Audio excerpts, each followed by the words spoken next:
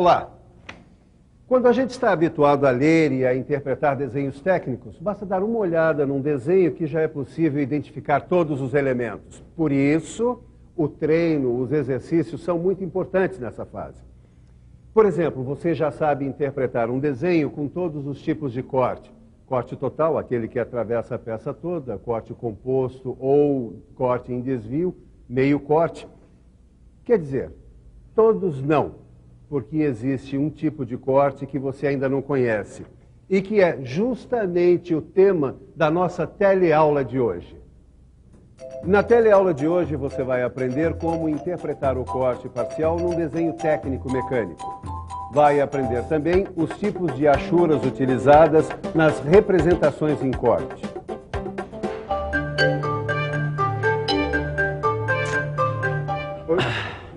Quer algum problema? O Caio aí não tá muito bem, não.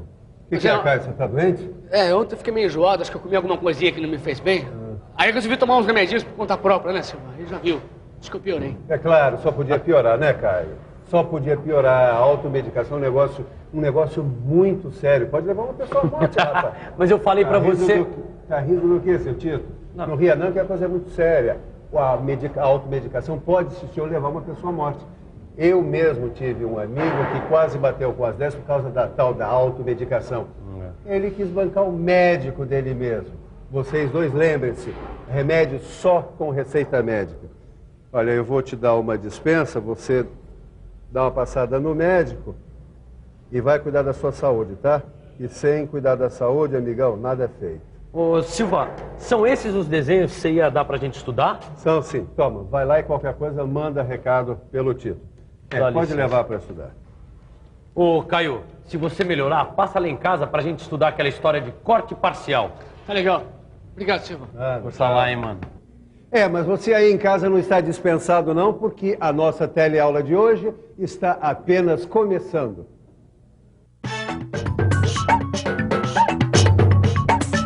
Parcial, que não é total, que faz parte de um todo.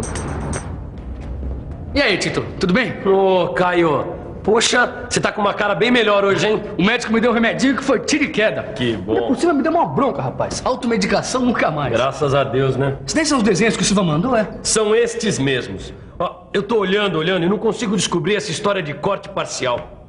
Parecem desenhos comuns. Até pra imaginar os cortes que a gente aprendeu já, né? Peraí, a não ser que... O quê? Vai dizer que você descobriu alguma coisa. Presta atenção, vê se você não concorda comigo.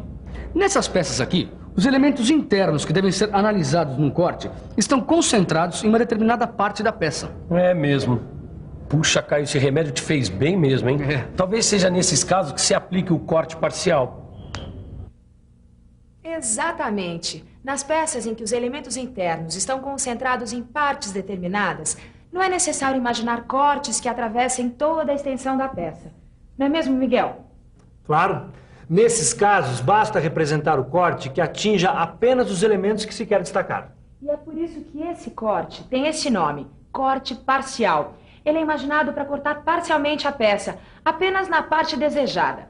Bom, mas o meu lema é mostrar em vez de contar. Você fez o desenho, Miguel? Tá aqui.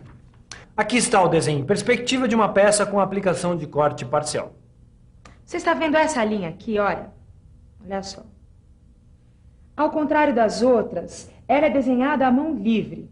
O seu nome é linha de ruptura. Essa linha mostra justamente o local onde o corte está sendo imaginado, deixando os elementos internos da peça visíveis, como está aqui no desenho. Essa linha deve ser sempre representada assim como você viu, contínua, estreita, à mão livre. Angela, não é melhor mostrar um outro exemplo? Eu sei que tem vistas ortográficas desse desenho no computador. Boa ideia. Vem só aqui comigo até o computador. Dá só uma olhada. Essa vista representada com corte parcial é a frontal, porque o observador imaginou o corte vendo a peça de frente e porque é a vista em que os elementos são mais visíveis. Repare que nas partes não atingidas pelo corte parcial, os elementos internos devem ser representados pela linha para arestas e contornos não visíveis. A linha de ruptura também é utilizada nas vistas ortográficas. Olha só, ela deve ser contínua, estreita, irregular e à mão livre. Mas existe uma outra forma de representar a linha de ruptura. Aqui, nesta outra vista ortográfica, você vê a linha de ruptura representada através de uma linha contínua estreita e em zigue-zague. Repare também que as partes maciças do modelo, atingidas pelo corte, são representadas achuradas. Quer dizer, então, que esta é uma vista parcial. Depois que a gente entende, fica mais fácil interpretar o desenho, né? O segredo está nessa linha de ruptura, que mostra o local onde o corte está sendo imaginado. Ele pode ser representado por uma linha contínua estreita, à mão livre e irregular, ou como nesse caso, uma linha contínua estreita em zigue-zague. Mas peraí, eu tô pensando uma coisa. Se você tem uma peça com duas partes, que tem elementos internos, e essas partes estão separadas, como é que você faz? Bom, nesse caso eu acho que a gente tem que fazer 2 cortes parciais. 2 cortes parciais? Será mesmo?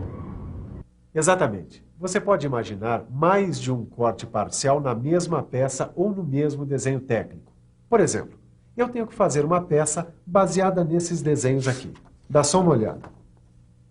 Aqui está uma peça em perspectiva com 2 cortes parciais. E aqui a representação ortográfica, também mostrando os 2 cortes, com a linha de ruptura representada de modo contínuo estreito, à mão livre e irregular. Assim eu posso ver os elementos internos da peça através desses 2 cortes parciais. O importante é você saber que o corte parcial pode ser representado em qualquer uma das vistas do desenho técnico. Dá uma olhada nesse desenho aqui. Você tem uma peça representada em perspectiva com corte parcial e ao lado o mesmo corte parcial representado na vista superior. Repare também que na representação em corte parcial não aparece o nome do corte. Também não é necessário indicar o corte parcial nas outras vistas. E veja essa outra ilustração com outra peça de exemplo. Aqui você tem a peça em perspectiva e o corte parcial na vista lateral esquerda. E agora você está sabendo ler e interpretar os vários tipos de corte que se pode representar em desenhos técnicos mecânicos. Viu como representar uma peça em corte total. Também viu que se pode imaginar vários tipos de cortes compostos numa peça. E quando a peça for simétrica, pode-se imaginar o meio corte. Você já sabe também que se pode imaginar mais de um corte nas vistas ortográficas. E com o corte parcial que você aprendeu hoje, chegou ao final desse assunto. Parabéns! Agora nós estamos dominando esse assunto de cortes, hein, Tito? Pera lá. Tá certo que a gente está por dentro de vários tipos de corte. Agora, dominando, para dominar, precisa treinar muito. Fazer muito exercício para olhar o desenho e sacar tudo sobre a peça. Até que a gente tem treinado bastante. Então me diz uma coisa, sabichão. Dá uma olhada neste desenho e mostra nas vistas ortográficas os cortes parciais correspondentes. Você quer que eu represente os cortes parciais nas vistas ortográficas correspondentes? Exatamente. Você consegue fazer isso? Vamos pensar um pouco? Vamos pensar um pouco. Bom, pelo que eu já aprendi, não é tão difícil. Aqui no desenho em perspectiva tem 2 cortes parciais. Um corte parcial na vista frontal e um corte na vista lateral esquerda. Agora, é só representar esses cortes nas vistas ortográficas, na frontal e na lateral esquerda, respectivamente. É isso. Você tá uma cobra mesmo, hein, Caio? Eu preciso saber que tipo de remédio que você tomou. Não brinca com isso, Tito, pelo amor de Deus. Mas, na verdade, o nosso treino tá dando resultado. Quanto mais a gente se exercitar, melhor nós vamos fazer os exercícios. Exatamente. Você se lembra do Silva, quando ele falou, logo no começo que a gente estava estudando cortes, sobre achuras? Sobre achuras? Exatamente. Ele falava que existem vários tipos de achuras para vários tipos de materiais. Agora que você falou, eu tô me lembrando. Cada tipo de achura representa um tipo de material. Exatamente. Mas como é que são essas achuras? Bom, como você já sabe, nos desenhos técnicos em corte, as achuras servem para indicar as partes maciças atingidas pelo corte. As achuras também podem ser utilizadas para indicar o tipo de material a ser empregado na produção do objeto que foi representado. Nos cortes que você estudou até agora, foi usada a achura que indica qualquer material metálico, certo? Conforme recomenda a norma da ABNT. Agora, dependendo da conveniência, a inclinação da achura pode aparecer invertida.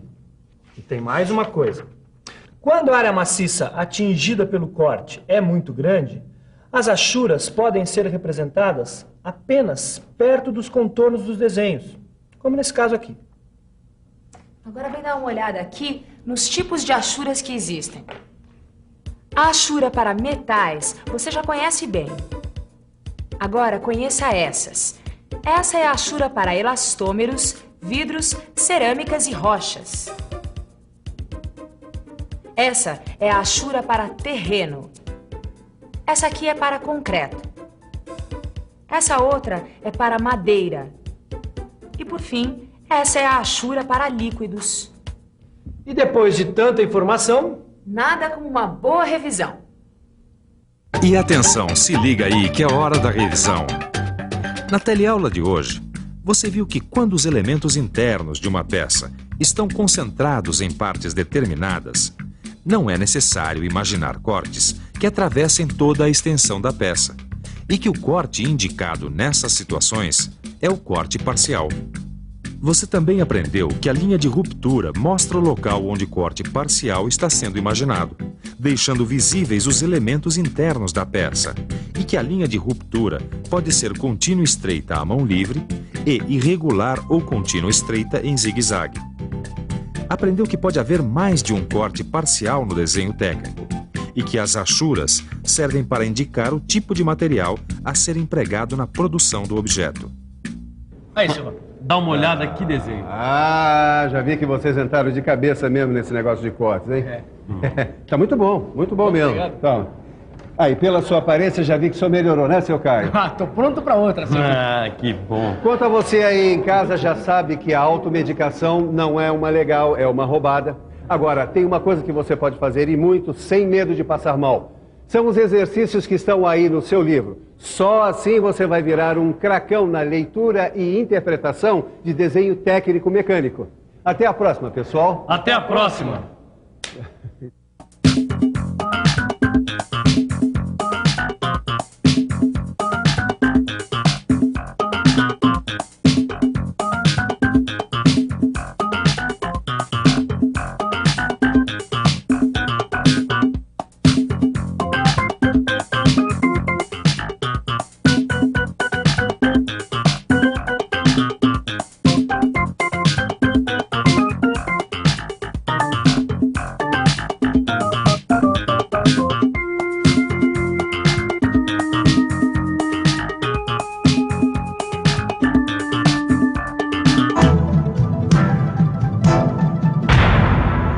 Telecurso 2000, um programa de educação do Sistema Fiesp e da Fundação Roberto Marinho.